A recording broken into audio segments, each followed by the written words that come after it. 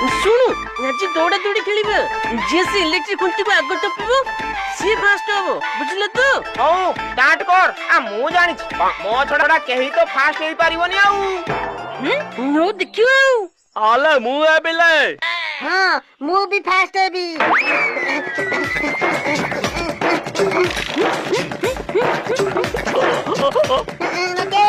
ଦେଖେ ମୁଁ କେତେ ଜଣ ଦୌଡୁଛି। ଆଲେ ଲଟେ ଦୌड़ ଦୌड़ ଜଲ୍ଦି ଦୌड़ ସିଏ ପାତେ ହେଇଯିବଲେ।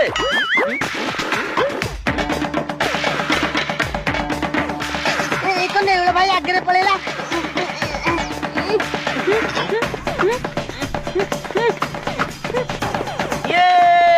ମୁଁ ଫାଷ୍ଟ ହେଇଗଲି।